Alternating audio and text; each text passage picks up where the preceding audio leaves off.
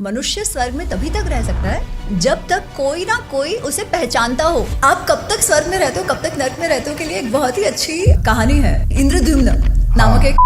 कृष्ण जब मथुरा जाते हैं तभी कोई कोई कहता है 14, कोई कोई कहता है 11 वर्ष का बच्चा है, उसकी हम बात कर रहे हैं, और उसके साथ हम ये एग्जॉटिक लस्ट वाला लव स्टोरी डाल रहे हैं। लव हो सकता है but what kind of love is it, आप सोचिए। अश्वत्थामा ने जो करा वो गलत करा। He shot the Brahmastra which he didn't know how to control. उसको इतनी लंबी सजा जो आज तक चल रही है शायद। What is enough punishment? तो उसे तुम क्या कहोगे? आजकल क्या हो गया ना, अश्वत्थामा चिरंजीवी ऐसे करके लोगों को लगता है वाह वाह वाह, कुछ पुण्य काम करने के कारण से चिरंजीवी मिला। It is a curse. ऐसा तो नहीं था कि पांडव युद्ध चाहते थे। Duryodhan is just being the दुष्ट that he is. When he was passing away, वो एक स्मग के साथ युधिष्ठिर को बोलते हैं कि मैं तो अपनी पूरी लाइफ बहुत लग्जरी में जी, फॉर द थ्रोन तुमने इतना सारा डिस्ट्रक्शन और डेथ कॉज कर रहा है जिस पे अब तुम्हें पूरी जिंदगी बैठना है। Krishna gave a choice to both Duryodhan और अर्जुन। तुम चूज करो, एक साइड मैं हूँ, दूसरी साइड मेरी पूरी नारायणी सेना है, आपको क्या चाहिए? अर्जुन चोज कृष्णा, दुर्योधन को नहीं चाहिए थे। एक बार पेट्रा में ये हुआ था इन जॉर्डन, एक बार गोकर्णा में हुआ था। I was all alone solo and कहीं मैं खो गई पर्वतों पे, एंड समहाउ दिस कुत्ता will appear and lead you to your destination. Mahabharata के ऐसे बहुत सारे हिडन कैरेक्टर्स, हिडन स्टोरीज हैं जिनके बारे में हमें डे टू डे लाइफ में नहीं पता होता।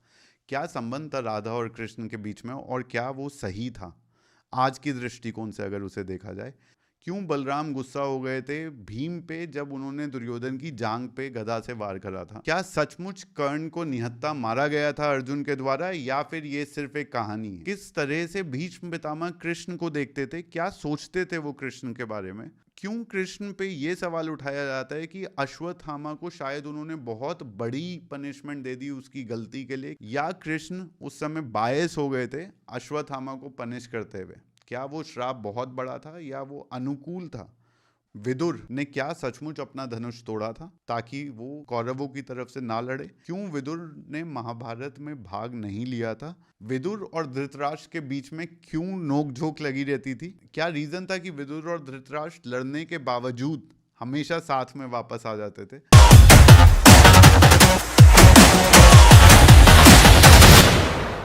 Ma'am, so firstly I think ये बुक बहुत बढ़िया लीडरशिप ज्ञान है, because when I was reading it I got so lost in my own circumstances कि कौन सी सिचुएशन में क्या सही है क्या गलत है वो समझना बहुत मुश्किल हो जाता है।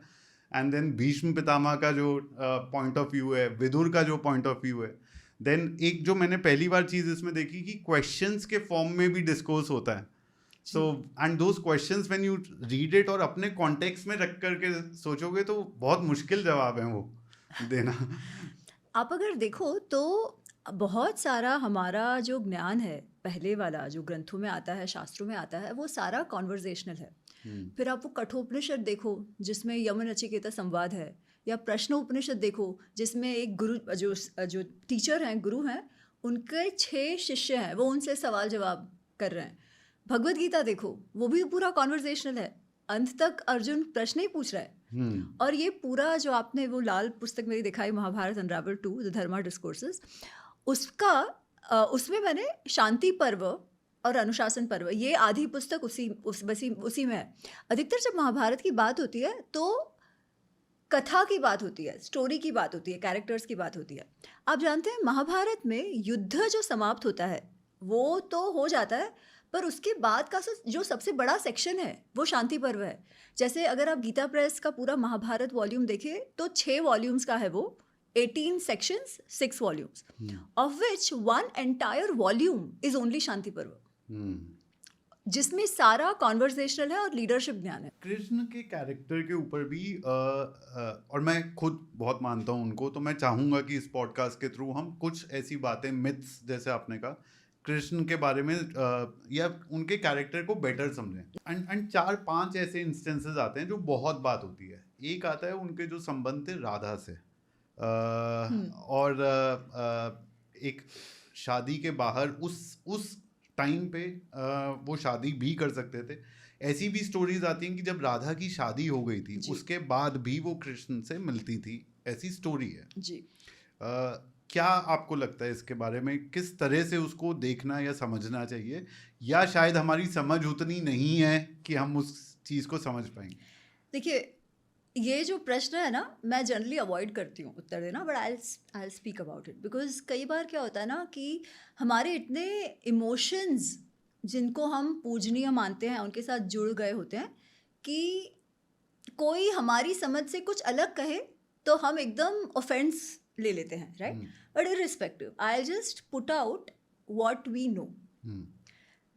राधा जी का उल्लेख ना महाभारत में है, ना हरिवंश पुराण में है, ना भागवत पुराण में है, ना विष्णु पुराण में है, ठीक है? तो ये जो लव अफेयर और ये सारा जो बात है, ऐसा कोई उल्लेख नहीं है. भागवत में एक बार ऐसा कोई वर्णन आता है कि अच्छा एक जो गोपी है, उसे ऐसे था कि कृष्ण मेरे लिए हो जाए, फिर कृष्ण ने उनको लीला दिखाई और समझा दिया कि नहीं वो सबके हैं, ठीक है? तो लोग कहते हैं ओ वही राधा है. कोई ये कहेंगे कि राधा का उल्लेख भागवत पुराण में इसीलिए नहीं है क्योंकि सुखदेव गोस्वामी जब रा बोलते थे तभी वो राधामय हो जाते थे और वो कुछ बोल नहीं पाए. इररिस्पेक्टिव, इनमें किसी में भी राधा जी का उल्लेख नहीं है. परंतु कुछ और जो पुराण है जैसे ब्रह्मवैवर्त पुराण वगैरह, उसमें ये कथा आती है. आई थिंक इवन देवी पुराण में कहीं तो राधा जी का उल्लेख है.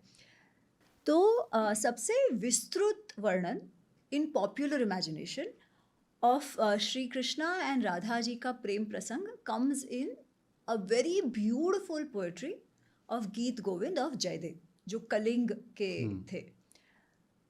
तो अगर हम प्रेम प्रसंग भी लेते हैं तो मैं ये कहूँगी कि जब वो प्रसंग जहाँ पर भी आ रहा है, पुराणों में जहाँ पर भी आ रहा है, जब ये घटनाएं हुई हैं, जो प्रेम उनके बीच हुआ है, एक तो वो सब गोपियों को उतना ही प्रेम था, ठीक है, उनके लिए.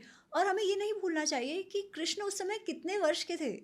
वो जब मथुरा जाते हैं तभी कोई कोई कहता है 14, कोई कोई कहता है 11, राइट? तो 11 और 14 वर्ष का जो बच्चा है, 14 तो चलो फिर भी ठीक है, बट जो 11 वर्ष का बच्चा है उसकी हम बात कर रहे हैं, और उसके साथ हम ये एग्जॉटिक लस्ट वाला लव स्टोरी डाल रहे हैं, राइट? लव हो सकता है, but what kind of love is it? आप सोचिए, इट इज द अफेक्शन जो उनके बीच है. अफेक्शन तो आपको सबके साथ हो सकता है, right? Does that mean it has to end into a marriage? Not necessarily. So जब लोग ये कहते हैं कि अरे उन्होंने उसके साथ विवाह क्यों नहीं किया, ये तो विवाह के बाहर का संबंध है, ऐसा कुछ नहीं है.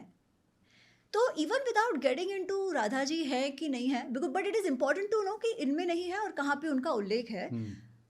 आज हम राधा जी को मानते हैं, बहुत सारे लोग राधा जी को मानते हैं, वो राधा रानी को इष्ट मानते हैं, वो सब सही है ना? पर वो राधा रानी का जो भाव है, जो कृष्णमयता है, उसको उस तरीके से समझने की आवश्यकता है. इसको मैरिज के रूप में, ये सब तो क्या हो गया कि जैसे आज की लव स्टोरी है, बंधनों में, पर वो वैसे था भी नहीं ना. क्योंकि वो जो प्रेम था, वो क्या प्रेम है कि भाई complete surrender, devotion, that is the Prem which Krishna and Radha, even if we take it as they both having it for each other, it is that complete surrender. It is not a bhav of lust. Yes. It is not a bhav of wanting to get married. Yes. है ना? राधा जी की अपनी life है, उनके अपने पति हैं, सब हैं. ये भी कोई कोई कहता है किसी किसी इसमें कि वो उनसे बड़ी भी थी, है ना? तो उनका स्वयं का अपना लाइफ है, इनका स्वयं का अपना लाइफ है. अफेक्शन, लव, सरेंडर, भक्ति doesn't see boundaries, and bhakti doesn't mean आपको उसके साथ प्रेम कर देना चाहिए. So when these stories come कि अरे राधा जी के साथ तो बहुत बुरा हो गया, उनको क्यों छोड़ दिया, अरे नहीं, उसको आप जो उस आज के परिप्रेक्ष्य में या इवन तब जो एक रैंडम लव स्टोरी बना रहे हो ना, वैसा वो नहीं था. अंडरस्टैंड द भाव बियॉन्ड इट. बहुत सारे लोग ऐसे भी कहते हैं, क्योंकि स्पेशली गीत गोविंद को लेके कि इनफैक्ट मेरी एक मित्र हैं जो गीत गोविंद की एक्सपर्ट है, अनुपमा कैलाश जी. शी सेज कि गीत गोविंद कैसा है ना, it comes from the east of India, जहाँ पे शाक्त ट्रेडिशन इज वेरी प्रोमिनेंट. जैसे तो शिव शक्ति जैसा है, वैसे कृष्ण और कृष्ण की शक्ति, it is one and the same. That's the way to see Radha. So it is through Radha that you realize Krishna. It's through the shakti of Radha that you realize Krishna. It is in that aspect, not in the random love story aspect that we talk about. In Mahabharata, in Harivansha Puran, in Vishnu Puran, in Bhagavad Puran, it is very clear that Shri Krishna had 8 wives.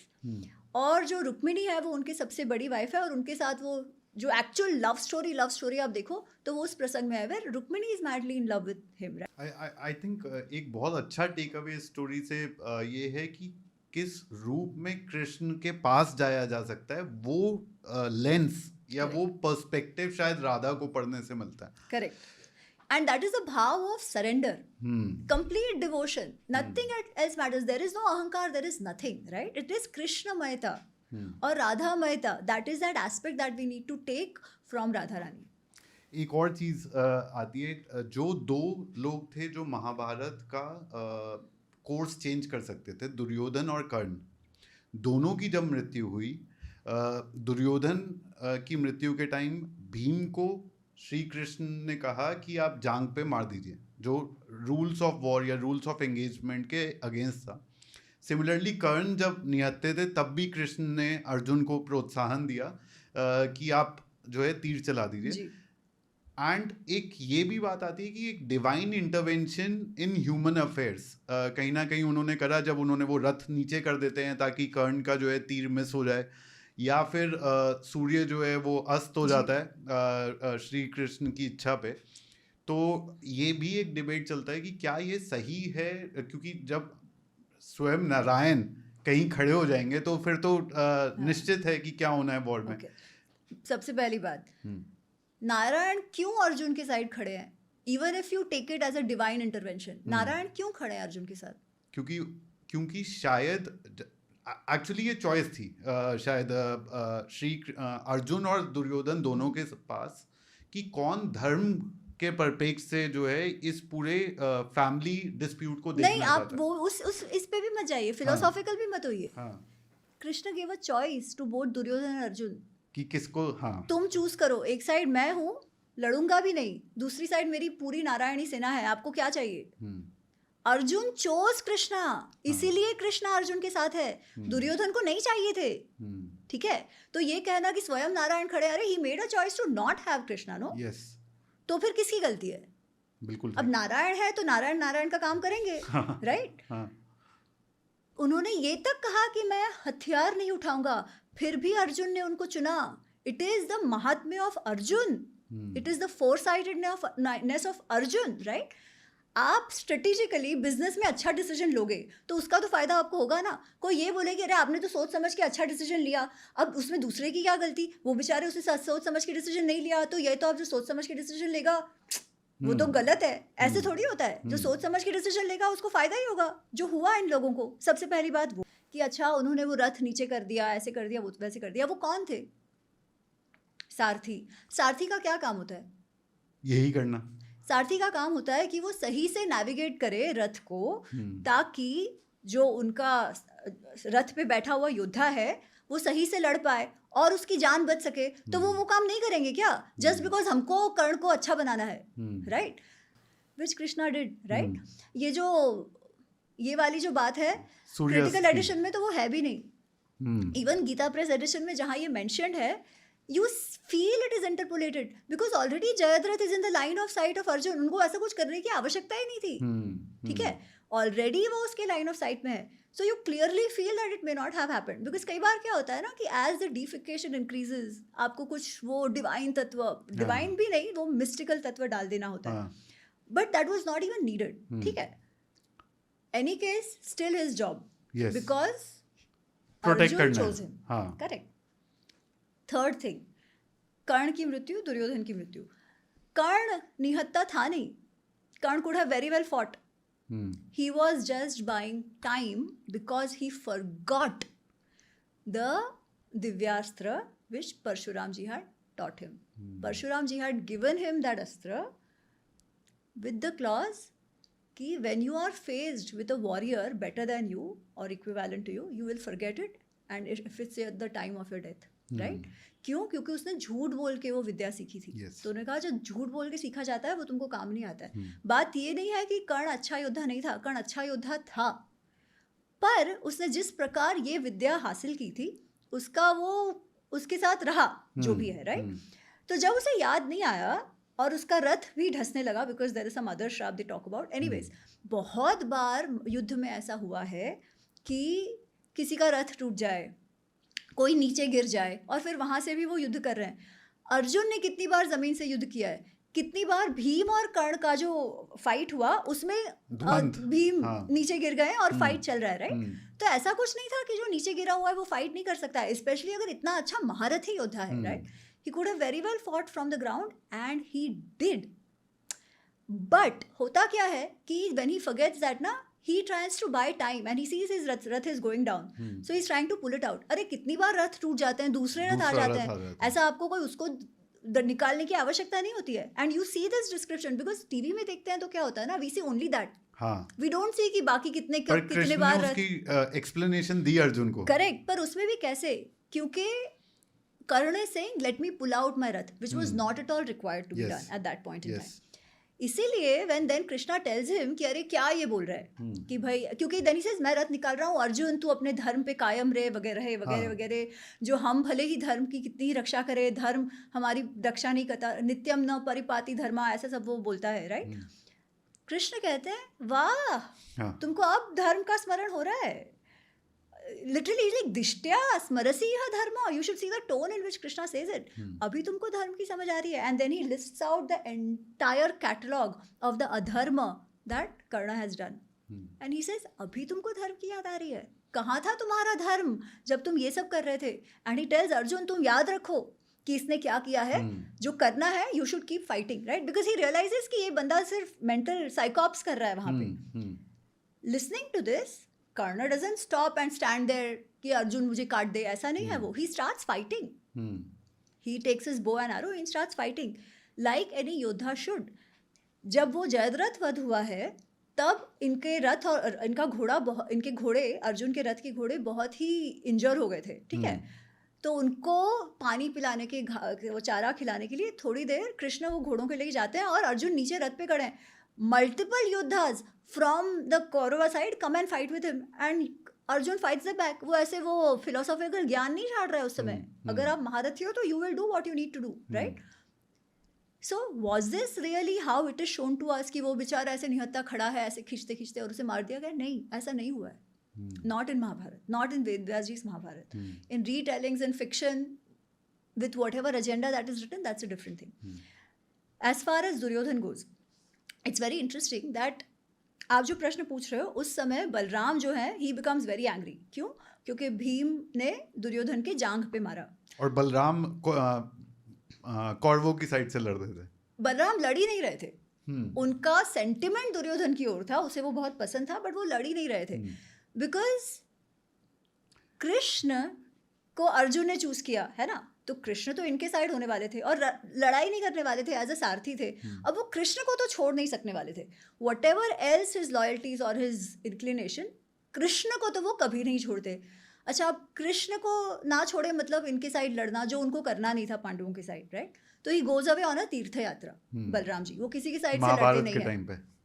18वें दिन जब ये युद्ध हो रहा है भीम और दुर्योधन का, दोनों ही उनके शिष्य थे by the way, just that उनको दुर्योधन के लिए ज्यादा प्रेम था. पर वो भी तो ऐसा बोला जाता है कि रामायण में जो लक्ष्मण थे और जो शेष नाग का महाभारत में, हाँ वो शेषनाग वाली बात है, बट वो लक्ष्मण ही आया है ऐसा नहीं है, ठीक है? रामायण में इनफैक्ट लक्ष्मण जो है ना, वाल्मीकि रामायण के अनुसार वो विष्णु तत्व ही है, ठीक है? वो कोई और नहीं है, वो विष्णु तत्व ही है, ऐसे बोला जाता है. पर देन पौराणिक स्टोरीज में ये सब और चेंज हो जाता है. मैं केवल महाभारत और रामायण का बोल रही हूँ. In any case they were still in human अवतार, राइट? अगर आप ह्यूमन अवतार में हो तो ह्यूमन लिमिटेशंस तो आप पर आएंगी ना. आपको कोई अच्छा लगता है, कोई बुरा लगता है, ये तो होगा ही होगा. तो he was biased towards Duryodhan. Duryodhan treated him very well, right? तो जो भी कुछ पांडवों के साथ दुर्योधन ने किया उनको बहुत अच्छे से लगता था. वो उनको गुरु मानता था, तो उनको जो भी लगता था. खैर, तो वो 18वें दिन आए हैं और वो उन्होंने देखा युद्ध जिसमें भीम ने जांघ पे मारा दुर्योधन को. तो वो कहते हैं ये तो बहुत गलत कर दिया तुमने, ये सही नहीं है, ये नहीं है, वो नहीं है, मैं तुमको मार दूंगा, ऐसे करके वो अपना हल उठाते हैं और भीम को मारने जाते हैं. और कृष्ण कहते हैं क्या कर रहे हो आप? जब धर्म की बात आई है तो दुर्योधन ने कौन सा धर्म कभी भी किया है, राइट? आप भूल गए कि उसने सारा अधर्म ही किया है पांडवों के साथ. पर उससे भी महत्वपूर्ण बात क्या है, क्या दुर्योधन नहीं जानता था भीम ने क्या प्रतिज्ञा की थी? भीम की क्या प्रतिज्ञा थी? जब वो द्यूत क्रीड़ा का प्रसंग हुआ था, द्रौपदी का अपमान हुआ था, वो सब, तब भीम ने क्या कहा था? मैं तुम्हारी जांघ तोड़ दूंगा. और क्यों कहा था? क्योंकि दुर्योधन ने इतनी हद अश्लील हरकत की थी. He flashed his jangh, right, to tell Draupadi to sit on it, yes right. इतनी हद अश्लील हीन हरकत जब की थी दुर्योधन ने, तो भीम ने कहा था कि मैं तुम्हारी जांघ तोड़ दूंगा. कृष्ण बोलते हैं कि जांघ वो युद्ध में नहीं तोड़ेगा तो कहाँ तोड़ेगा, हाँ राइट. तो दुर्योधन को ये मालूम था किसकी रिस्पॉन्सिबिलिटी है अपने आप को बचाने की. दुर्योधन की. Why did he jump like a fool, right. He should have saved और हिमसेल्फ. जब वरदान भी मिलना था तो उन्होंने जांग कवर कर ली, तो उस पे नहीं, कवर. एक्चुअली ये अच्छा, कथा वो है story नहीं. ऐसे ही दिस है. इज जस्ट रैंडम हाँ. टेलीविजन अवतार. अच्छा, ठीक है, okay. ऐसा कुछ है नहीं. हाँ. उनकी माँ बहुत ही वैल्यू वाली लेडी है. ऐसे कि उन्होंने कोई उसको स्ट्रेंथ वेंथ दी नहीं थी. ठीक है, so that is not there. That is just a random fiction element added. तो ही बेसिकली सेज कि जांग पे नहीं मारेंगे तो कहाँ मारेंगे. वो प्रतिज्ञाबद्ध थे, है ना. ऐसे फिर वो क्या सो रहा होगा तो थोड़ी ना जाके मारेंगे, वो भी तो अधर्म हो जाएगा. वो तो युद्ध में ही होना था. So he did what he had committed to do, already warning Duryodhana. So यहाँ पे कुछ गलत नहीं हुआ है. It was at it had to be and nobody had an answer. So this is what happens. So Krishna basically अगर मैं सारे प्रसंग जोड़कर देखूं तो एक वाइडर समझ, उस सर्कमस्टांस में ना फंसने की जगह एक पूरे फुल रेजोल्यूशन में या फुल पिक्चर देखना, आगे क्या हुआ है, पीछे क्या हुआ है, उसके कॉन्टेक्स्ट में धर्म क्या सही है, ये देखते हैं. एक और चीज स्पेशली अब क्योंकि वो काल की पिक्चर आ गई तो और अमिताभ बच्चन जो है वो अश्वत्थामा बन गए, तो एक बात आती है डिस्प्रपोर्शनेट रिस्पॉन्स की, कि अश्वत्थामा ने जो करा वो गलत करा, बट एक रेज में, एक इमोशन में आकर के करा, और उसको इतनी लंबी सजा जो आज तक चल रही है शायद. उसने रेज में आके क्या करा? Was that not beyond disproportionate? Sorry यार, आपका पॉडकास्ट मैंने इंटरप्ट कर दिया, लेकिन 80% आप में से जो लोग हैं वो चैनल को सब्सक्राइब नहीं करते हैं, बट पॉडकास्ट ज़रूर एंजॉय करते हैं. तो पहले उसके लिए थैंक यू. थोड़ी सी और हेल्प हो जाएगी अगर पॉडकास्ट को सब्सक्राइब कर लोगे, ताकि अगले पॉडकास्ट के बारे में आपको पता रहेगा, और हमारा पॉडकास्ट जो हम बहुत मेहनत से बना रहे हैं वो और ग्रो करता रहेगा. Back to your podcast now. Duryodhan had fallen. युद्ध had pretty much ended. उनके साइड 3 योद्धा बचे थे, कृपाचार्य, अश्वत्थामा और कृतवर्मा, राइट. रात के समय पांडव शिविर में जब सभी सो रहे हैं, पांडवों के बच्चे, जो भी बचे थे पांडवों के साइड, सैनिक, जो भी आप कह लो, सारे सो रहे थे. उस समय जाके उसने आक्रमण किया और सबको मार दिया. Was that fair? No. He killed all of them. उसके बाद he shot the Brahmastra which he didn't know how to control. Yes. Right? Arjun ने भी चलाया कि to take care of it, but उसको जब बोला गया वापस ले लो, उसने वापस ले लिया. इसको आता नहीं था. So again very very irresponsible using a weapon which could have destroyed humanity, right. तो जिसे उतनी भी समझ नहीं है, who is so reckless, who is just done something absolutely गोरी, उसके बाद भी वो उनके वंश को खत्म करने की बात कर रहा है, जिसे कोई पछतावा नहीं है, और भी घुमा सकता था उसको. कोई पछतावा नहीं है, कुछ नहीं है. तो उसे क्या, तुम क्या कहोगे? What is enough punishment, right? Yes. Also, हम आज तक चलने की जो बात कह रहे हैं, वो तो हम कह रहे हैं, वो तो कृष्ण विष्णु ने नहीं कही. ठीक है, कृष्ण ने तो उसे 3000 वर्ष का बात किया है. आजकल क्या हो गया ना, चिरंजीवी, अश्वत्थामा चिरंजीवी, ऐसे करके लोगों को लगता है वाह वाह वाह, कुछ पुण्य काम करने के कारण से चिरंजीवी मिला है. एक बात याद रखो, लंबा जीना डज नॉट मीन अच्छा. अधिकतर लंबा जीना दुख की ओर ही ले जाता है, because life is full of ups and downs all the time. The more you live, the more dukhi you will be. तो चिरंजीवी होना is actually not a boon, it's a curse. In some sense it is a कर्स.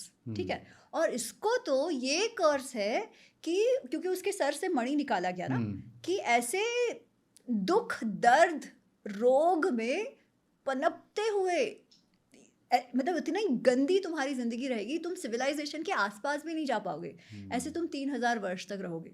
तो ये जो हम villains को glorify करते रहते हैं, it's terrible without understanding anything. Also, Chiranjeevi does not necessarily mean somebody who's immortal. Chiranjeevi means one who lives long. Of course, there are some people who live long enough, we don't even know if they are present or not right now. That is our श्रद्धा की बात. हाँ. जैसे हनुमान जी हैं, जो हनुमान भी जी. है, पर उनको भी स्वच्छंद मरणम की बात है कि वो चाहे जब. So probably he did live long, but with a purpose, right? Hanuman ji को जो चिरंजीवी का वरदान है, that is with a purpose, not Ashwatthama. So it is very important to have a clear understanding of that. पहली बात. दूसरी बात, as far as the movie Kalki goes, to all your viewers, it's a fiction. Yes. Do not accept it as teaching you Mahabharat. Hmm. कि ये जो पूरा उसका concept है कि कल्कि gets a chance at redemption, that is Naga Ashwin's thought, not Krishna's thought. So because our itihas, our sahitya, our dharma and sanskriti allows us freedom to say stories based on taking characters from here, वो freedom of expression, creative liberty है, people take that and it's fine. I'm not against that. I'm not against fiction. All I'm saying is readers know what is fiction and what is actual इतिहास. Because अगर आपको सही सीख लेनी होगी, सही विश्लेषण करना होगा, सही एनालिसिस करनी होगी और एक्चुअली अपने जीवन में कुछ उतारना होगा, तो आपको इतिहास को इतिहास के रूप में देखना अत्यंत आवश्यक है. इसमें ना मेरे को बहुत अच्छा एक पर्सपेक्टिव मिला डेथ के ऊपर. 3-4 स्टोरीज जो अलग अलग जगह से जब जोड़ो. Duryodhan when he was passing away, वो एक स्मग के साथ युधिष्ठिर को बोलते हैं कि मैं तो अपनी पूरी लाइफ बहुत लग्जरी में जी और अब मैं अपने भाइयों के साथ जा करके आफ्टर लाइफ में एंजॉय करूँगा. तुम्हें जिंदा रहना पड़ेगा ये जानते हुए कि तुमने इतना सारा डिस्ट्रक्शन और डेथ कॉज करा है फॉर द थ्रोन, जिस पे अब तुम्हें पूरी ज़िंदगी बैठना है. और ये बात युधिष्ठिर को बहुत बात तक परेशान करती है. इनफैक्ट मेरे को ऐसा लगा कि भीष्म पितामह के साथ जब उनका कॉन्वर्सेशन हो रहा है, वो धर्म की बात कर रहे हैं बट कहीं ना कहीं वो सेल्फ रिफ्लेक्शन में भी हैं उस कॉन्वर्सेशन में, और कहीं ना कहीं वो ये जानना चाह रहे हैं कि भीष्म पितामह का पर्सपेक्टिव उनके एक्शंस पे क्या है. करेक्ट. तो पहली बात तो on Duryodhan is just being the दुष्ट दैट ही इज. अगर वो इतनी ही जाहो जलाली में रह रहा था, इतनी लग्जरी और इतनी खुशी में जी रहा था, तो उसने ये सारा वॉर कराई क्यों? ऐसा तो नहीं था कि पांडव युद्ध चाहते थे. सबसे पहले अगर आप महाभारत की शुरुआत देखो तो शुरुआत तो नहीं पर उसके आगे देखो तो जब पांडु की मृत्यु के पश्चात जब when they come to Hastinapur, तो दुर्योधन तभी से उनसे द्वेष कर रहा है. अच्छा, खुशी की क्या बात कर रहा है वो? खुशी कब होती है? जब मनुष्य को मन में द्वेष हो, हेट्रेड हो, तो क्या वो कभी खुश रह पाता है? वो जलते रहता है पूरा टाइम. हाँ. वो पूरे टाइम जेलसी से जल रहा है, राइट? वो पहले भीम को मारने का प्रयत्न करता है, भीम बच जाते हैं. उसके बाद उनकी ट्रेनिंग होती है, ट्रेनिंग से जब वापस आते हैं, अच्छा ट्रेनिंग के टाइम पे भी उसके मन में बस वो जलसी है, मात्सर्य भावी है. फिर जब वापस आते हैं तो जो प्रजा है हस्तिनापुर की, उनको ऐसा है कि हमारा युवराज युधिष्ठिर बने, क्योंकि युधिष्ठिर बहुत अच्छे हैं, उनको धर्म की समझ है, सबसे बहुत प्यार से बात करते हैं. तो जब युधिष्ठिर को युवराज बनाया जाता है तब वो वापस गुस्सा हो जाता है. और फिर वो लाक्षागृह का पूरा इंसिडेंट होता है जब वो कुंती माँ के साथ 5 पांडवों को जलाने का प्रपंच रचता है, राइट? उसमें भी पांडव बच जाते हैं. फिर जब वापस वो आते हैं द्रौपदी के विवाह के पश्चात, फिर क्या होता है? जो बड़े हैं हस्तिनापुर के, वो कहते हैं चलो ठीक है, हम राज्य का बंटवारा कर देते हैं और हस्तिनापुर दुर्योधन के लिए ही रखते हैं, विच वॉज द मोर समृद्ध part of it, the more prosperous part of it. पांडवों को खांडवप्रस्थ दिया जाता है जहाँ कुछ भी नहीं है. वो एक्सेप्ट कर लेते हैं, अपनी मेहनत से इंद्रप्रस्थ बनाते हैं. ऑल थ्रू आउट दुर्योधन को क्या प्रॉब्लम था कि पांडव शायद उतने 5 गांव देकर के वो बच सकता था. वो तो बात की बात है, मैं हाँ. अभी तक की बात कर रही हूँ. इंद्रप्रस्थ उनको मिल गया है, ठीक है, जो उन्होंने बनाया अपने आप से. उनको तो बैरन लैंड मिला था और उसके पास तो हस्तिनापुर है, जेलेसी सब कुछ है, राइट? वैसे देखा जाए तो कोई भी उसकी परिस्थिति में हो, कोई भी सद्बुद्धि वाला, he would have been happy ना कि चलो मैं चाहता था, मुझे मिल गया. उनका जो है वो है. But was he ever satisfied with what he had? No. फिर भी उसे जलन हो रही है जब वो इतना लग्जरी देखता है इंद्रप्रस्थ का. He still burning from within and he does all that dyut krida thing and gets them sent to exile. Now even when they are in exile, उसे शांति थोड़ी ना है. He is trying everything to show them off कि भाई देखो मैं तुमसे कितना अच्छा, कुछ ना कुछ उसका चल रहा है, उनका प्लानिंग चल रहा है इनको परेशान करने का. तो भले ही वो मरते मरते ये कह रहा है, वो कहते हैं ना कि कोई मरा तो भी अपना टांग ऊंची रखेगा, हाँ वैसा है ये. Is he really, was he ever really happy? If he was, he wouldn't have pushed his entire कुटुंब into this war, right? And into सब मर डिस्ट्रक्शन. गए और उसको लग रहा है वो उनके सबके साथ जाके स्वर्ग में मजे करेगा. अरे कैसे, ऐसे थोड़ी ना. तो मतलब ये जो मैं दुर्योधन की बात कह रही हूँ, he just wants to, he wants something to hang on to, that he was not wrong, right? Because उसके बाद युद्ध भी, even after 13 years of exile, Pandav are still willing to negotiate. They are saying चलो भाई तुम रख लो इंद्रप्रस्थ भी, अगर परिवार में शांति रहती है तुम इंद्रप्रस्थ भी रख लो. Duryodhana is like nothing doing, मुझे तुमसे तुम्हारे साथ जीना ही नहीं है. It is not about the land, it is not about inheritance. मैं तुमको सुई की नोक जितनी भी जमीन नहीं दूंगा, because I just can not live with you. इस भाव से वो जी रहा है ना. पूरे टाइम जल रहा है. क्या वो क्या बोल रहा है luxury. कि अरे मैं बहुत सुख से जिया और अब भी सुख से नहीं. जिस मनुष्य के वृत्ति में ही काम क्रोध लोभ मोह मत मात्सर्य है, वो कभी नहीं खुश हो सकता, जीते जी भी नहीं, मर के भी नहीं. वो हालत है दुर्योधन की. ये सिर्फ बोलने की बात है. हाँ. जब आगे जाती है स्टोरी और जब द्रौपदी और पांडव मरते हैं, भीम पूछते हैं युधिष्ठिर से जी. कि ये क्यों मरे. सो स्टोरी जब एक बार महाभारत की वॉर खत्म हो जाती जी. है एंड कई साल बीत जाते हैं और बहुत सारे ओमेंस और ऐसे साइंस दिखने लग जाते हैं पांडवर्स को कि अब हमारे रेन खत्म होने वाला है, अब हमारा समय खत्म हो जी. गया. तब युधिष्ठिर ये कहते हैं कि अब हमें चलना चाहिए. युधिष्ठिर शायद एक लौते, मैंने जो पढ़ा उस हिसाब से एक लौते ऐसे इंसान हैं जो अपने शरीर के साथ सेलेस्टियल लैडर चैरियट में जाते हैं. उस पे भी आएंगे. पर युधिष्ठिर भीम को समझाते हैं कि कौन मरा और कौन क्यों मरा. और वो वन लाइनर्स हैं, बट वो वन लाइनर बड़े डीप लगे मेरे को. जी. तो ये मैं निकाल लेता हूँ. पेज 278 था इसका. सो जब सबसे पहले द्रौपदी पहाड़ से गिर जाती हैं, सारे पांडव भाई खड़े रह जाते हैं क्योंकि उनको ऐसा लगता है वो कुछ कर नहीं सकते, पहाड़ से वो गिरी और मर गई. तब भीम पूछता है युधिष्ठिर से कि क्या रीजन है द्रौपदी की इस तरह से मृत्यु का.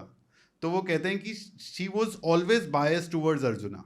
हाँ. बस ये 5 वर्ड हैं जी. कि उनकी मृत्यु का कारण ये है कि she was always biased towards arjuna. इसका क्या मतलब है? देखिए, ये जो अध्याय या पर्व आता है महाभारत में, इसका नाम है स्वर्गारोहण पर्व.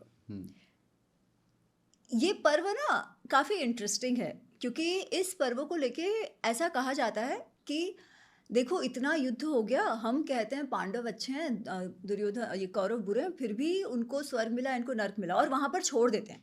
जबकि इसमें आगे भी एक्सप्लेनेशन आता है कि एक्चुअली क्या होता है. It is not as if इनको स्वर्ग मिल गया, इनको नर्क मिल गया. It's not. इसीलिए मैंने ये चैप्टर इसमें इंक्लूड किया टू क्लियर दैट मिथ कि भाई this is not how Mahabharat ends. What this chapter is really trying to tell you is how the karma siddhanta works. ठीक है, if you believe in the karma siddhanta, swarg nark, then this is how it sort of works. However, the answers which Yudhishthir is giving, पहले वो द्रौपदी के लिए कहते हैं कि ये वैसे तो हम सबके साथ अच्छी हैं, पर अर्जुन को थोड़ा अधिक प्रेम करती थी. फिर वो सहदेव के लिए कहते हैं कि उसे अपने इंटेलिजेंस पे गर्व था, was very proud of his wisdom. Nakul के लिए कहते हैं उसे अपने सौंदर्य पे गर्व था, arrogance about his good looks. Bhim के लिए कहते हैं तुम खाते बहुत थे, तुम रैश थे, जो भी वो कह रहे हैं ना. And praise your own self because of your strength, disregarding others. Correct. Arjun के लिए कहते हैं कि वो तो कह रहा था वो युद्ध खत्म कर देगा, पर एक दिन में पर उसने नहीं करा. नाउ ये सारे जो है ना, ये मुझे लगता है he is just answering for the heck of it. Very honestly, this is my assessment. Because मरना तो सबको है. ऐसा कोई भी है जो नहीं मर सकता, और ऐसा कोई भी है जिसमें कोई भी ऐसा गुण ना हो जिसके कारण उसे कुछ ना कुछ बुरा ये कर्म ना मिला हो. सबका होता है. For that matter even Yudhishthir, even though we call him Dharmraj, right. इसके पहले जब युधिष्ठिर और भीष्म का संवाद चल रहा है, तभी भी भीष्म कहते हैं युधिष्ठिर से कि स्पेशली जो राजा हैं, जो लीडर्स हैं, उनके द्वारा कोई भी ऐसा काम ना हुआ हो जो ग्रे एरिया में, ऐसा हो ही नहीं सकता. Because life is like that, right. इसलिए सबके साथ ये तो होना ही है. He is probably just trying to tell Bhim की सब में कुछ ना कुछ है. अगर आप पहला देखो द्रौपदी वाला, द्रौपदी ने स्वयंवर में अर्जुन ने जीता, ये बात तो सच है। हाँ Arjun is a person in entire Mahabharat जिसकी पर्सनालिटी ऐसी है ना कि स्त्री क्या पुरुष भी उससे प्रेम करते हैं। He is very empathetic. आप देखिए कितने सारे इंसिडेंट्स उसके आते हैं वेयर हिज एम्पैथी शोज, है ना। ही इज वेरी हम्बल कि उसे कोई डांट देता है, बड़े भाई ने डांटा या हाँ, कृष्ण ने हमेशा डांटा आज्ञाकारी। या द्रौपदी ने कुछ कह दिया वो सुभद्रा के प्रसंग में, he is not somebody who will talk back or he'll understand the other person, right? He will understand कि भाई क्यों ये कहा गया है। Plus he is an excellent warrior, जो भी वो करते हैं बहुत अच्छे से करते हैं, right. So his personality is like that कि probably everybody will fall in love with him.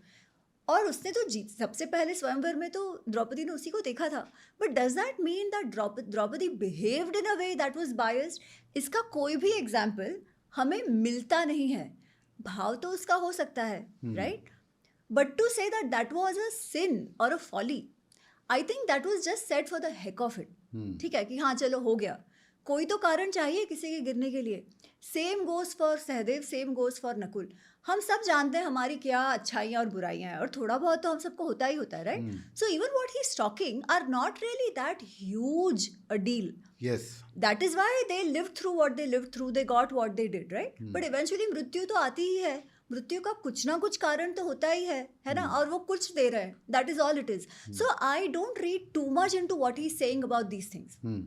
That's how I see them. So इसके आगे जब युधिष्ठिर जो आप स्टोरी बता रहे थे जहाँ पर ये मिथ है थोड़ा सा कि पांडवास जो हैं उन्होंने स्वर्ग में गए या नरक में जी। गए, तो इसके आगे जो है युधिष्ठिर जब ही is the only one alive, जब तक वो पूरी चढ़ाई पूरी करते हैं बाकी सब मर गए हैं, एंड देन वो एक और परीक्षा होती है, तीसरी परीक्षा उनकी जी। होती है क्योंकि वो धर्मराज हैं, जहाँ पर उनको बोला जाता है कि भाई ये जो आपको कुकुर फॉलो कर रहा था इसको यहीं छोड़ दीजिए, जो वो मना कर देते हैं। एंड पता चलता है उनको कि वो उनके पिता हैं विच इज़ यमराज हिमसेल्फ। अब जब वो जाते हैं स्वर्ग तो क्या होता है, वो उधर बहुत ट्विस्ट एंड टर्न है उस स्टोरी में। एक तो आपको मैं ये कुकुर की बात बताऊं, इट्स वेरी इंटरेस्टिंग। आज भी ना कई बार ऐसे हुआ है, मेरे साथ तो 2-3 बार हुआ है कि if I am lost somewhere. एक बार पेट्रा में ये हुआ था इन जॉर्डन, एक बार गोकर्णा में हुआ था, I was all alone solo, and कहीं मैं खो गई पर्वतों पे, एंड समहाउ दिस कुत्ता विल अपीयर अच्छा, and lead you to your destination. ये हुआ आपके साथ? ये हुआ है, I have vlogged it, and it's very interesting that I am not the only one who has had that experience. मैं बीच में ट्विटर देख रही थी एंड समबडी एक्चुअली पोस्टेड कि कैसे he was lost in some mountains in Brazil, in Peru, and this dog appeared from somewhere and took him to the destination like a partner की तरह। और उसके रिस्पॉन्स में there were like thousands of answers and like हाँ हमारे साथ भी ये हुआ है। So it's very interesting, this is a very युधिष्ठिरिस्क experience if I may। एक भगवान को भी जोड़ा जाता है ना हाँ। कुकुर के साथ, भैरव को, काल भैरव जी को, काल हाँ, भैरव जी को, जी। हाँ जी। बट इट्स वेरी इंटरेस्टिंग कि उसमें जो दिखाया है इट डजंट फील दैट मतलब क्या कहते हैं कि that far fetched, because this happens कि if you are going on the mountain somewhere somehow this कुत्ता will come like a friend. It has happened to many, though I think उसके बाद का जो है ना वेयर दे से ओ स्वर्ग में ये हुआ, स्वर्ग में वो हुआ, I think I will not take it on face value. Like I tell you how. इतिहास जिसमें महाभारत रामायण आते हैं, they are meant to teach us lessons of life, and they are purvavrutam kathayuktam. Purvavrutam definitely based on the past, something that has happened on the past. There is an element of katha as well, which means that there are some metaphors which are put in to explain to us certain siddhantas. Yes. ये स्वर्ग में जाके जो होता है ये मैं उस तरीके से देखती हूँ, to explain us. It is more metaphorical rather than taking it as face value कि ओ ऊपर वो स्वर्ग बना है वहां जाके ये हुआ।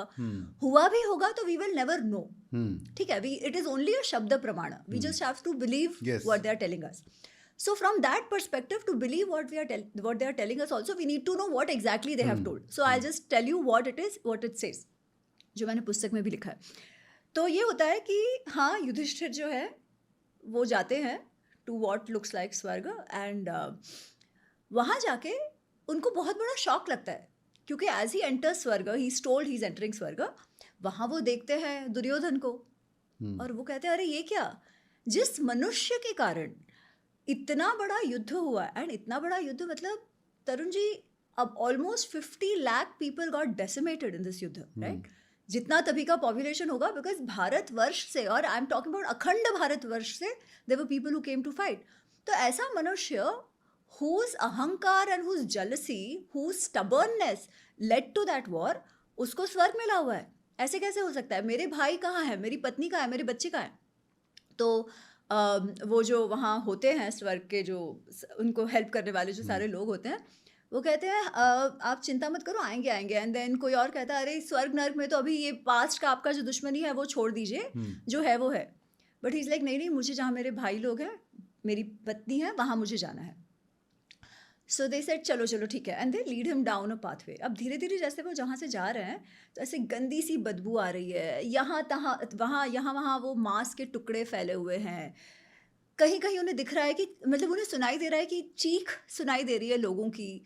कुछ ऐसे झाड़ है जो बेसिकली वो तलवार के झाड़ है, वहाँ लोग कट रहे हैं. कोई बड़ा सा पतीला है जिसमें तेल पड़ा हुआ और लोग चीख रहे हैं, उसमें जल रहे हैं लोग. ये सब वो देख रहा है और उसे लग रहा है क्या, एक समय पे उसे ऐसे लग रहा है कि मुझे चक्कर आ जाएगी, मैं गिर जाऊंगा, इतनी तेज वो बदबू है. और वो फिर पूछता है वो देवदूतों से कि मुझे कहाँ ले जा रहे हो आप? तो वो देवदूत बोलते हैं बस अगर आपको आगे नहीं जाना है तो ठीक है, हम यहाँ से पीछे जाते हैं. तो जैसे ही वो पीछे मुड़ना शुरू करने वाले होते हैं तो उनको आवाज़ें सुनाई देती है, जो उनके भाइयों की आवाज़ है, द्रौपदी की आवाज़ है. और वो कहती है कि महाराज आप मत जाइए, because you are here, we are feeling slightly better, हमारी परिस्थिति ज़्यादा ठीक है. ये सुन के तो युधिष्ठिर को और भी शौक लगता है. वहाँ वो दुर्योधन मज़े कर रहा है, यहाँ उनके भाई, बच्चे, उनकी wife who are actually very धार्मिक, जिन्होंने जीवन बहुत अच्छे से जिया है, वैल्यू पूर्ण जिया है, धर्म संगत जिया है, कृष्ण ने जो राह दिखाई उस पे जिया है, ऋषियों ने जो राह दिखाई, उनकी ऐसी हालत. तो वो कहते हैं अरे ये क्या, ये तो मतलब दिस इज अनफेयर कि उनको ऐसे जिए जा रहा है. बट ठीक है, अगर वो ऐसे जी रहे हैं तो मुझे स्वर्ग नहीं चाहिए, मैं वहीं जाऊंगा जहाँ मेरे लोग हैं, जो मुझे लगता है जो सही जिए हैं, जो मेरे साथ खड़े हैं, मैं उन्हीं के पास जाऊंगा. तो जब वो ये कहते हैं, then we are told that the scene changes. The scene changes, सब अच्छा अच्छा हो जाता है. अगेन वो स्वर्ग वर्ग आ जाता है, सब कुछ हो जाता है. इंद्रदेव आते हैं, नारद मुनि आते हैं, सब आते हैं और वो कहते हैं कि अरे ये तो तुम्हारी सिर्फ टेस्ट थी, ऐसा नहीं है जो तुमने अब तक देखा वैसा नहीं है. तुम्हारे जो भाई, तुम द्रौपदी, ये सभी जो हैं, ये सभी स्वर्ग में ही हैं, अपने अपने स्वरूप में वापस चले गए हैं वो. और जो तुमने युधिष्ठिर को भी देखा. So then they explain the कर्म सिद्धांत. वी आर टोल्ड दैट हमारे जीवन में, सबके जीवन में, हम अच्छा काम भी होता है, बुरा काम भी हमसे हो जाता है, ठीक है, which we have done with our intentions, right? So we have owned those actions, वो हमसे हुआ है. ऐसा कभी नहीं होता कि अच्छा काम किया तो बुरा काम फिटूस हो गया, ठीक है. अ गुड काम डजंट कट द बैड काम. जो भी आपका हुआ है, it's a very simple thing. You get the result of your behaviour with what ever intention you have done it. Now what the result is will never be in your control. Yes. ठीक है, जो है वो है, you have to accept it, वो होता ही है. तो अच्छे काम का आपको अच्छा अनुभव भी होता है, बुरे काम का जो बुरा है आपको वो भी भुगतना ही पड़ता है. फिर उनको समझाते हैं युधिष्ठिर को कि जो कम होना वो पहले होता है. जैसे अगर आपका अच्छा काम आपने कम किया है तो उसका भी अच्छा आपको थोड़ा रिजल्ट तो मिलेगा. तो दुर्योधन का कम अच्छा है, इसलिए उसको पहले स्वर्ग मिला, एंड देन जितना बाकी का टाइम है ही इज इन नर्क. But everybody else, as we were discussing, does something in life which is, कुछ गलत कर दिया, बुरा जो भी हुआ, कर्म के चक्र में आ गए अगर आप, तो कुछ ना कुछ होता है, करेक्ट. तो जिनका वो बुरा काम छोटा है वो पहले उसका अनुभव कर लेंगे, बुरा का भी, एंड फिर अच्छा होता है. तो वो उन्हें बताते हैं कि आपके लिए भी you had to undergo this experience, जो बुरा एक्सपीरियंस है, to cut off the बुरा that you might have done, और अब सब अच्छा है. So this is what it says. So लोग जो कहता है ना कि अरे देखो दुर्योधन ने तो, अगर हम कहते हैं कि दुर्योधन इतना बुरा था तो भी उसे स्वर्ग मिल गया, पांडव इतने अच्छे थे तो भी उन्हें नर्क मिल गया, उसका मतलब हम जिनको अच्छा समझ रहे हैं वो बुरे हैं, बुरा समझ रहे हैं अच्छे हैं, history is written by victors, ऐसा सब नहीं है. Mahabharat is very clear about dharma adharma. Mahabharata is very clear about who were on the side of dharma and who were on the side of adharma. So this is the whole story. एक इसमें बहुत अच्छा और take away जो मैंने पहली बार मेरे को कॉन्सेप्ट समझ में आया कि कब तक आप स्वर्ग भोगोगे और कब वापस से आपको पृथ्वी पे आना पड़ेगा. स्वर्ग क्या है, नर्क क्या है, ये मैं नहीं जानती. हाँ, पर ये परंतु जो आपने लिखा है ना, ये हाँ गरुड़ पुराण से काफी हद तक मेल खाती है, जो ये महाभारत हाँ में आफ्टर डेथ स्टोरी बताई है। करेक्ट। तो ये जो है ना कि मतलब ये पौराणिक कहानियां आती हैं, but they have a very important lesson, that Yes. Is why I like them. I genuinely believe in कर्म सिद्धांत। ठीक है, कर्म सिद्धांत में मैं मानती हूँ, मैं पुनर्जन्म में भी मानती हूँ। I wholeheartedly believe in that. Swarg and nark according to me are resting places. Yes. ठीक है, as long as you are in the karma bandhan, as long as you are not free of the संसार चक्र, जब तक आपकी मुक्ति नहीं हो जाती है। धर्म अधर्म अर्थ काम मोक्ष हमारे पुरुषार्थ हैं। जो चौथा मोक्ष है, गेटिंग आउट ऑफ द संसार चक्र, और getting to a stage where you are not bothered by the सुख एंड दुखस ऑफ लाइफ, वो जब तक आपका मेंटल स्टेट नहीं है, तब तक आपका आना जाना चला रहेगा, और तब तक कर्म सिद्धांत आप पे काम करता रहेगा। आप कब तक स्वर्ग में रहते हो, कब तक नर्क में रहते हो के लिए एक बहुत ही अच्छी कहानी है। इंद्रधनु नहीं, इंद्रद्युम्न नामक एक राजा है, उनकी कथा है ये। I really love this fable if you may. तो उसमें ऐसा है कि इंद्रद्युम्न बहुत अच्छे राजा थे, और अच्छे राजा थे तो उनको स्वर्ग मिल गया था। फिर कुछ टाइम वो स्वर्ग में रहते हैं, और फिर उनको कहा जाता है कि अब आपका स्वर्ग का टाइम खत्म हो गया, अब आपको वापस जन्म लेकर धरती पे जाना है। तो he is not satisfied with the pleasures of the स्वर्ग। सो ही इज लाइक नहीं नहीं, मुझे तो स्वर्ग में ही रहना है। तो उन्हें कहा जाता है नहीं, ऐसा नहीं है। मनुष्य स्वर्ग में तभी तक रह सकता है जब तक कोई ना कोई उसे पहचानता हो कि ये थे और इन्होंने ये अच्छे काम किए हैं। मतलब जब तक आपका लीगेसी है धरती पर, जब तक आपकी लीगेसी है, जब तक आपको कोई ना कोई याद कर रहा हो, आपका नाम हो, तब तक आप स्वर्ग में रह सकते हो। तो फिर उनको कहा जाता है जाओ आप जाके देख कर आओ, आपको कोई याद रखता है कि नहीं। तो वो फिर अलग अलग है कि कहीं एक बार वो किसी एक ऋषि से पूछते हैं, ऋषि कहते हैं मुझे तो नहीं मालूम, क्योंकि मुझे तो इतने वर्ष हुए हैं जीकर, शायद जो मेरे से और पुराने हैं उनको पता होगा। तो ऐसे कर करके वो 2-3 लोगों से और मिलते हैं। फिर फाइनली टर्टल के पास जाते हैं, फिर एक वो ऑस्ट्रिच है शायद, उसके पास जाते हैं। फाइनली उनको कोई तो वो टर्टल मिलता है जो जिसे याद वो दिलाते हैं याद, फिर वो हाँ करके याद आता है उसे। वो कहते हैं कि तुमको याद है वो राजा? तो वो कहता है हाँ मुझे याद है, ये जो तालाब जिसमें मैं रह रहा हूँ वो उन्हीं के कारण बना, क्योंकि वो इतने यज्ञ करते थे, इतना दान धर्मादा करते थे कि जो गाय वो दान में देते थे, उनके चलने से यहाँ पे खड्डा बन गया और इतना बड़ा सुंदर सा तालाब हो गया। तो मुझे वो याद है। So this was after 2-3 people. वो पहले ऋषि से पूछते हैं, फिर वो पक्षी से पूछते हैं, फिर जाके फाइनली वो टर्टल के पास जाते हैं कि वो सबसे बूढ़ा है, उससे आप पूछो। तो जैसे ही वो टर्टल कहते हैं कि हाँ हाँ मुझे याद है, इन्होंने इतना अच्छा काम किया था, और अच्छे से वो एकदम भाव विभोर हो जाता है उनको याद करके। तो फिर से वो देवदूत आते हैं और कहते हैं ठीक है आप कुछ टाइम और स्वर्ग में रह सकते हो। सो पावरफुल राइट, कि हम कहते हैं इमॉर्टैलिटी, हमको अमर हो जाना है। अमर होना मतलब क्या? अमर होना मतलब it is not as if you live forever, it is not going to be possible right, because आत्मा तत्व छोड़ो, बाकी तो प्रकृति है, प्रकृति तो आती जाती रहती है। कोई भी वस्तु आप पकड़ लो, nothing is going to be permanent right, but you still can have that immortality. The immortality is through your work. Immortality is through your action, and that is the message which comes out of it. कि अमरत्व क्या है? आप कैसा कार्य करते हो, कैसा काम दुनिया के लिए करके जा रहे हो, उससे आपकी धरोहर निश्चित होती है, उससे आपका अमरत्व होता है। और इसका उल्टा भी होता है। देखिए हम आज जब महाभारत की बात करते हैं, तब कृष्ण की बात करते हैं, पांडवों की बात करते हैं, साथ साथ जिसको हम सॉर्ट ऑफ विलन्स कहे, अधर्मी कहे, उनकी भी बात करते हैं राइट। तो उनका क्या? So it works both ways, कि जब तक आपकी कीर्ति रहती है तब तक तो आप हेवन में रहते हो, और जब तक आपकी अकीर्ति रहती है तब तक आप नर्क में रहते हो। तो दुर्योधन लोग अभी हाँ एग्जैक्टली तो जब तक आपको लोग आपके बुरे काम याद कर रहे हैं, that is also amaratva, but in the negative sense. तो आप कहाँ रहोगे, that will be determined by that. ये एक्चुअली ये बुक पढ़ के ना मेरा बहुत सारे कॉन्सेप्ट्स जो टूटे हुए थे ना, कि स्वर्ग नर्क होता है तो अच्छा रीइंकार्नेशन कैसे होता है, रीइंकार्नेशन होता है तो इतना एम्फसिस क्यों दिया गया है पास में हिस्ट्री को सही तरीके से लिखने में, और एक लेगेसी छोड़ना क्यों एक ह्यूमन नीड है, उसका कोई लॉजिक नहीं है अदरवाइज। तो ये सारे कॉन्सेप्ट जुड़ जाते हैं ये बुक पढ़ के, कि कैसे नेचर कैसे वर्क करता है। So it's just such a beautiful culmination for me कि मेरे लाइफ के बहुत सारे टूटे हुए कॉन्सेप्ट जुड़ गए आपस में। It's actually very fascinating. I was listening to a talk by Andrew Huberman, who's a neuroscientist. Hmm और वो he was talking about the working of the brains and human behaviour, और उसकी वो बात कर रहे हैं और वो कह रहे हैं कि there is an inherent need हम सब में टू लीव अ लीगेसी. ठीक है, इट्स एन एवोल्यूशनरी नीड कि वो फॉसिल जैसे बनते हैं ना, it's an but how does human being get fossilised? Fossilised मतलब क्या कि आप कुछ धरोहर छोड़ के जा रहे हो, आपका कोई इम्प्रिंट रख के जा रहे हो. वो कैसे होता है? He is like as long as a human being only has thoughts, आपके मन में कुछ भी चल रहा हो, ठीक है, जब तक वो एक्शन में नहीं हुआ हो तब तक कोई फॉसिलाइज हो नहीं सकता, तब तक आपका कुछ रहेगा नहीं, वो मन के मन में रहेगा. इसीलिए human beings have that mechanism कि आप जो सोचते हो then you are motivated to act on it.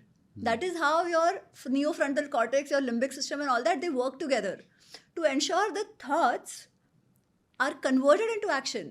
They motivate you to act because unless you act in any way, आप कुछ छोड़ के नहीं जाओगे. हाँ. So it is pretty much evolutionary also in that sense, how we are wired. Yes. एक बहुत interesting character मुझे जो लगता है वो विदुर का लगता है, जिसके बारे में जो वो हमेशा स्पॉटलाइट से दूर रहते हैं थोड़ा. एक तो ऐसे लगता है, बट असीम ज्ञान और असीम बल भी. एक प्रसंग पढ़ा था मैंने साइड स्टोरीज के पीछे की रिसर्च में, मेरी पुस्तक में नहीं है. हाँ.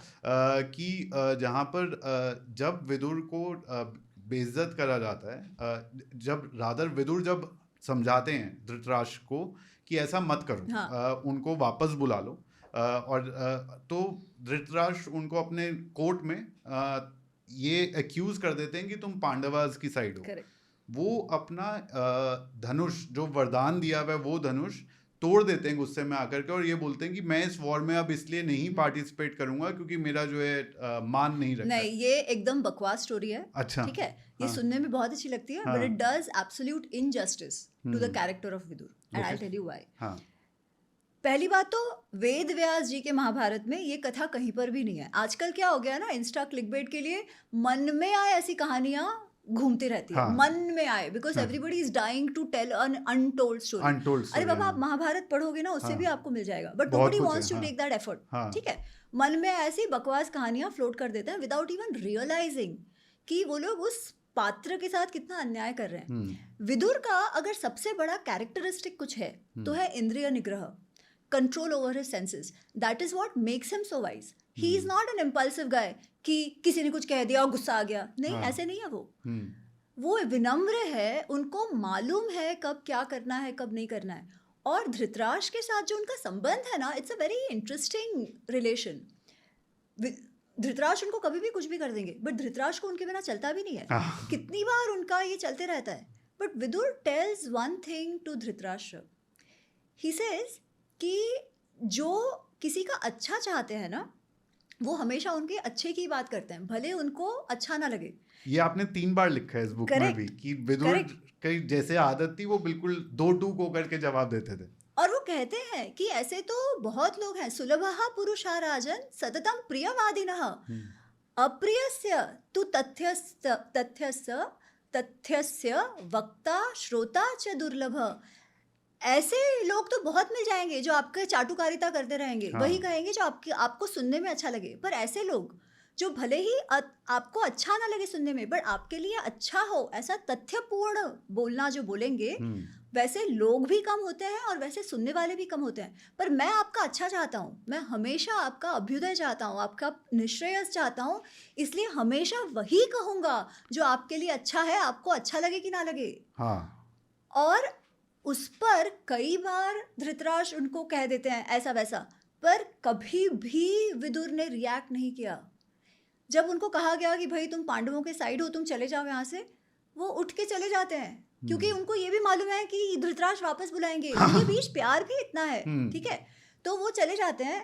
2 दिन नहीं हुए एंड धृतराष्ट्र नहीं नहीं, विदुर के बिना तो मुझे जीना ही नहीं है, बुला लाओ संजय उनको वापस. और वो बुला लेते हैं. और कहीं पर भी उनके पास धनुष होने का, उनके युद्ध करने का कोई उल्लेख ही नहीं है, है ना. तो ऐसा मनुष्य who is never acting impulsively, उस पे ये बकवास जैसा इम्पल्सिव बिहेवियर थोप दिया just for the heck of click and bait. So no, there is nothing like that. Vidur is great because of the core theme of the epic कि आपको निर्णय कैसे लेने चाहिए, नॉट इम्पल्सिवली, ऑब्जेक्टिवली. जब दुर्योधन पैदा हुए थे तो भी वो उनका और धृतराष्ट्र का एक रेफरेंस आता है जहाँ पर विदुर ये कहते हैं कि जिन सर्कमस्टांसेस में ये बच्चा पैदा जी। हुआ है, दुर्योधन पैदा हुआ है, उसके हिसाब से आपको इस बच्चे को त्याग देना चाहिए, नहीं तो ये पूरे वंश का जी। विनाश कर देगा। इसकी क्या स्टोरी है?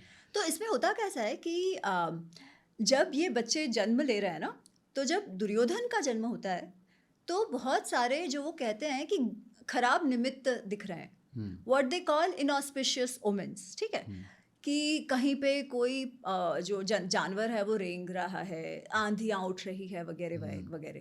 तो कई बार ये मानते थे, एटलीस्ट आज भी ऐसी हैं, कि ऐसे निमित्त जब खराब दिखे तो ये बच्चा जो है वो अशुभ मतलब अशुभता लेकर आ रहा है ये एक्चुअली परिवार के लिए। भीष्म पितामह ने भी one of the characteristics of the king यही बताया कि उसको ये ओमेंस पढ़ने की समझ होनी चाहिए। एग्जैक्टली। तो उस समय जो भी उनकी मान्यता थी, तो उस हिसाब से विदुर कहते हैं धृतराष्ट्र को कि आपके तो और 99 बच्चे हैं, आप इसको त्याग दो, क्योंकि ये कहीं ना कहीं आपका कुटुंब का पतन की ओर ले जाएगा। पर सबसे पहले उसका जन्म हुआ था, कैसे धृतराष्ट्र अपने बच्चे को छोड़ दे, है ना, और वो ऐसा ही निकलेगा ये भी नहीं मालूम था। तो उन्होंने कुछ नहीं किया, परंतु rather than taking it as त्याग दो, he could have at least understood and said कि भाई ठीक है त्यागना नहीं है, बट क्लियरली कुछ ना कुछ इश्यूज हो सकते हैं। तो जिस प्रकार उसका पालन पोषण हुआ उसमें दे शुड हैव एंश्योर्ड कि he is discipline, right, but ये नहीं हुआ।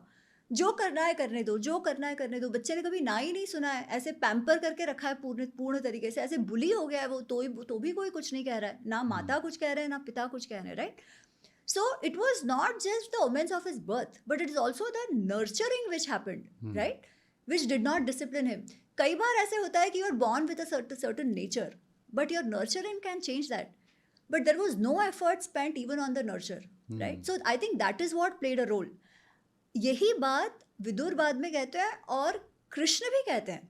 लेटर ऑन जब युद्ध का प्रसंग आता है ना, तभी भी विदुर कहते हैं कि मैंने आपको कहा था अभी भी समय है, इस प्रकार इसको आप पीछे मत रहो, खुला मत छोड़ो, आप उसको रिस्ट्रेन करो। जब नेगोशिएशन चल रहे हैं कि भाई वॉर हो ना हो, एक इंद्रप्रस्थ दे दो, 5 गांव दे दो वाला, तभी भी instead of understanding and trying to negotiate, जब कृष्ण आए हैं तब दुर्योधन, कर्ण, शकुनी ये सब क्या प्रयत्न करते हैं कि कृष्ण को ही पकड़ ले, है ना। उस समय कृष्ण भी कहते हैं कि भाई तुम्हारे इस बच्चे को तुम जेल में डालो और बचा लो अपने कुटुंब को, बट नहीं, धृतराष्ट्र को तो करना ही नहीं है ना। तो इनफैक्ट जब वेदव्यास जी दुर्योधन का शुरुआत में ही, आदि पर्व में ही जब दुर्योधन के बारे में कहते हैं, तो वो कहते हैं ये कैसा है, ये मन्युमय महाद्रुम, रेज का, एंगर का, अधर्म का ये पेड़ है, इसका स्कंध ट्रंक कर्ण है, पर इसका जो रूट है ना, जिसके कारण इतना बड़ा ये पेड़ पनपा है, वो धृतराष्ट्र है। एक मेरे लिए मेरा एक पर्सनल, बस लास्ट क्वेश्चन, मेरा एक पर्सनल डाउट है।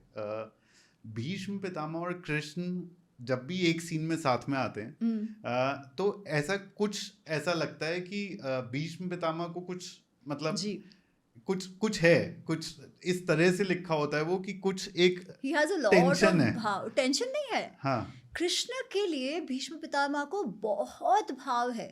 कई बार कैसे होता है ना, you have greatness around you, some people can't identify it, Yes. Some people are scared of it, and some people have that intuition to recognise it. Bhishma Pitamah was that. वो कितने बड़े थे उम्र में कृष्ण से, राइट। फिर भी जब युधिष्ठिर का राजसूय यज्ञ होता है और ये बात होती है कि किसका प्रथम पूजनीय कौन हो, किससे शुरुआत की जाए, सभी का they were going to do that, पाँव में जो आपको जो पूजन करते हैं, ठीक है, वो सबका करना होता है, प्रथम किसका हो। तो Bhishma Pitamah is the one who suggest the name of Krishna, right. Krishna कितने छोटे हैं उनसे, फिर भी जब भी उनकी बात होती है कृष्णा से तो बहुत ही भावपूर्ण होती है।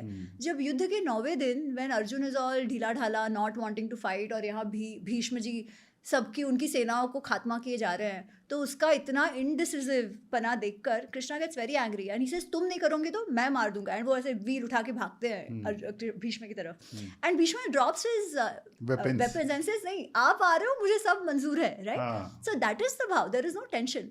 He is the one who sings the Vishnu Sahastra Naam, right. और Bhishma Pitamah was waiting for Uttarayan to accept his death, right, युद्ध के बाद। उस समय भीष्म पितामह से सारा ज्ञान ले लो, जिसके कारण हमें वो सबसे बड़ा शांति पर्व, जिसके कारण मेरी ये लाल पुस्तक लिख पाई हूँ मैं। युधिष्ठिर को That जो has बता रहे हैं। correct, that हाँ। has happened because Krishna suggested कि युधिष्ठिर जाओ, तुम्हारे भीष्म पितामह जो है, अगर जब वो उनकी मृत्यु हो जाएगी तो कौरवों के जो सर्वश्रेष्ठ हैं, जो धर्मविद जो धर्म की जो समझ रखते हैं, उसमें जो सर्वश्रेष्ठ है वो चले जाएंगे, उनका अस्त हो जाएगा और उनके साथ सारा उनका जो ज्ञान है वो चला जाएगा।